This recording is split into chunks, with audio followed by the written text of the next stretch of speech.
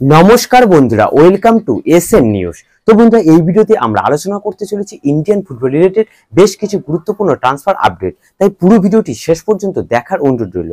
আর যারা যারা ভিডিওটি দেখছো সবাই প্লিজ লাইক ও সাবস্ক্রাইব করে দাও।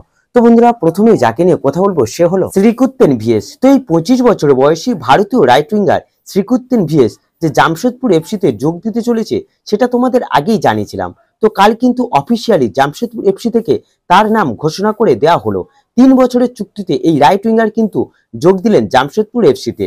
তো এরপর যদি আমরা জিকসন সিংকে নিয়ে কথা বলি, তো জিকসন সিংকে যে নোয়ার দৌড়ে ইস্টবেঙ্গল ভালো মতোই রয়েছে সেটা তোমাদের আগেই জানিয়েছিলাম। তো এবার ইস্টবেঙ্গল ছাড়াও মুম্বাই, বেঙ্গালুরু এফসিও কিন্তু সেই রেসে নাম লিখিয়েছিল। তো এবার যেটা শোনা যাচ্ছে, ইস্টবেঙ্গল যে অফারটা জিকসনকে করেছে তার থেকে বেটার অফার মুম্বাই করতে রাজি নয়। অর্থাৎ মুম্বাই জিকসনের জন্য এত টাকা খরচ করতে রাজি নয়, তাই তারা এই ডিলটা থেকে সরে গেছে। তারা এখন ভিপিন মোহনানের পিছনে গিয়ে পড়েছে, তারা ভিপিন মোহনানকেই নিতে চাইছে। তো এবার মুম্বাই জিকসনের থেকে মুখ ফিরিয়ে নিয়েছে বলে যে এই ডিলটা ইস্টবেঙ্গলের জন্য অনেক সহজ হয়ে গেল তা কিন্তু নয়। এই রেসে বেঙ্গালুরু এফসিও আছে, যে এই সিজনে অনেক ভালো ভালো সাইনিং অলরেডি করে ফেলেছে। এবার বেঙ্গালুরু এফসি রোহিত কুমারকে ছেড়ে দিয়েছে, তাই তাদেরও কিন্তু জিকসনকে খুবই দরকার। তাই তারাও সহজে জিকসন সিংকে ইস্টবেঙ্গলে যেতে দেবে না। তাই জিকসন সিংকে নিতে হলে ইস্টবেঙ্গলকে কিন্তু এখনো বেশ বেগ পেতে হবে। তবে এই মুহূর্তে যা পরিস্থিতি তাতে জিকসনের অবশ্যই ইস্টবেঙ্গলে আসার চান্সটা অনেক বেশি। তবে আমাদেরকে কিন্তু ওয়েট করতেই হবে।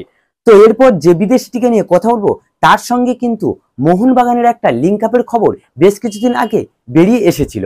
তো সেই বিদেশিটি হলো জ্যামি ম্যাকরানের সতীর্থ কার্টিস গুড। তো এই কার্টিস গুড হচ্ছেন একজন 31 বছর বয়সী Australian centre back, market value 4 কোটি টাকা। তো এই প্লেয়ারটিকেও কিন্তু জ্যামি ম্যাকরানের সঙ্গে একসঙ্গে থ্যাংক ইউ জানিয়ে দিয়েছিল মেলবোর্ন সিটি, এবং জ্যামি ম্যাকরানের সঙ্গে ইন্ডিয়াতে আসতে পারে বলে একটা রিমোট সেই সময় তৈরি হয়েছিল। কিন্তু কার্টিস গুড ইন্ডিয়াতে নয়, থাইল্যান্ডের একটি ফার্স্ট ডিভিশনের ক্লাবে সই করে দিয়েছে, এবং সেই ক্লাব থেকে তার অফিসিয়াল অ্যানাউন্সমেন্টটাও চলে এসেছে। তো বন্ধুরা, এই ভিডিওতে এটুকুই বলার ছিল। যদি ভিডিওটি ভালো লেগে থাকে তাহলে অবশ্যই লাইক ও সাবস্ক্রাইব করে দিও।